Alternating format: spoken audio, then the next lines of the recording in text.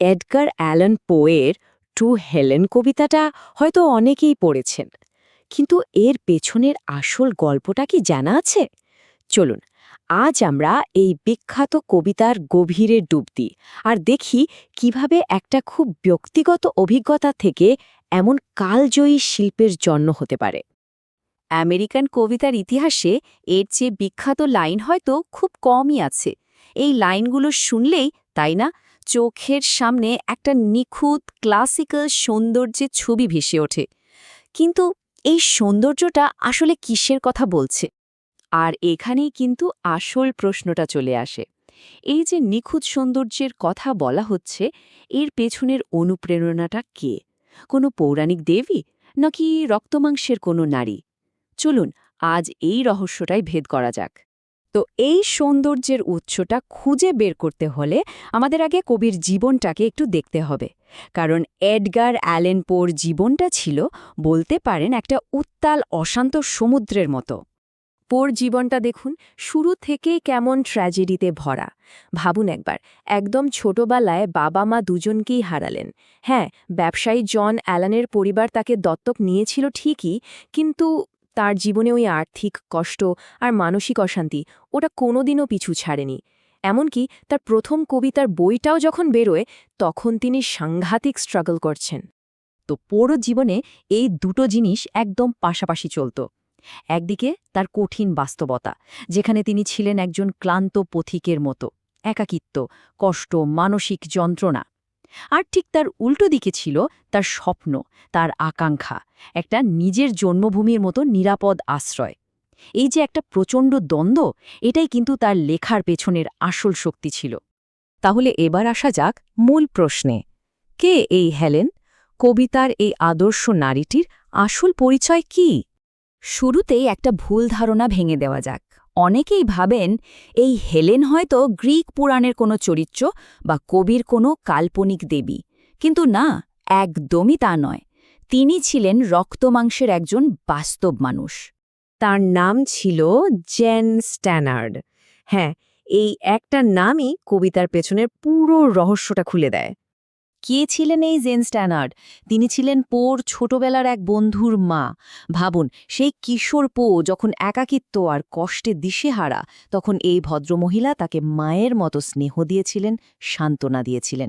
এই কারণেই এই কবিতাটা কিন্তু কোনো প্রেমের কবিতা নয়, একদমই না।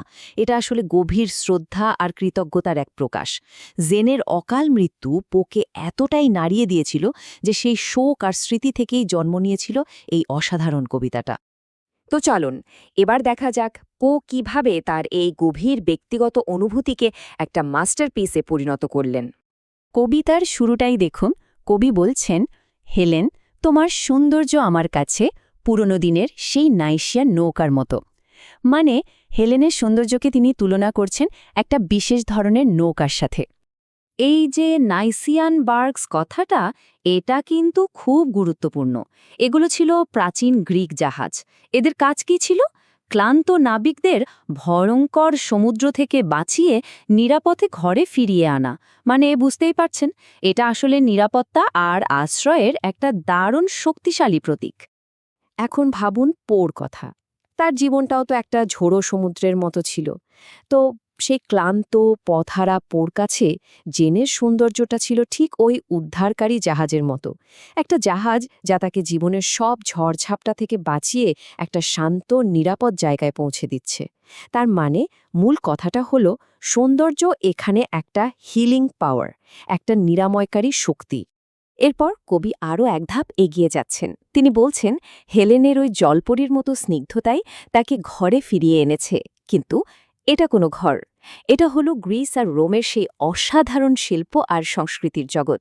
মানে হেলেনের সৌন্দর্য কবিকে তার মানসিক অস্থিরতা থেকে তুলে নিয়ে যাচ্ছে শিল্প, জ্ঞান আর শৃঙ্খলার একটা অন্য লেভেলে। কবিতার শেষ স্তবকে এসে পো হেলেনকে দুটো রূপে দেখছেন। একদিকে হেলেন যেন একটা মূর্তির মতো দাঁড়িয়ে আছেন একটা উজ্জ্বল জানালার ধারে। এটা হলো ক্লাসিক্যাল শিল্পের সেই চিরন্তন নিখুঁত সৌন্দর্যের প্রতীক। আবার অন্যদিকে কবি তাকে ডাকছেন সাইকি বলে, মানে আত্মার দেবী। এখানেই দেখুন ব্যাপারটা কত গভীর হয়ে গেল। হেলেন আর শুধু বাইরের সৌন্দর্যের প্রতীক থাকছেন না, তিনি হয়ে উঠছেন আত্মার আলো, ভেতরের পবিত্রতার প্রতিমূর্তি। তাহলে পুরো ব্যাপারটা যদি আমরা এক জায়গায় আনি, কি দাঁড়াচ্ছে? পো এখানে দারুণ কিছু প্রতীক ব্যবহার করেছেন, তাই না? যেমন নাইসিয়ান নৌকা মানে হল নিরাপত্তা, সুগন্ধি সমুদ্র মানে মানসিক শান্তি, অ্যাগেট ল্যাম্প হল জ্ঞানের আলো, আর সবশেষে সাইকি, সেটা হলো আত্মার জাগরণ।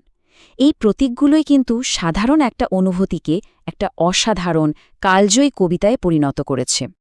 তো সবশেষে আসা যাক, এই কবিতার মূল বার্তাটা কি এবং কেন এটা আজও এত প্রাসঙ্গিক?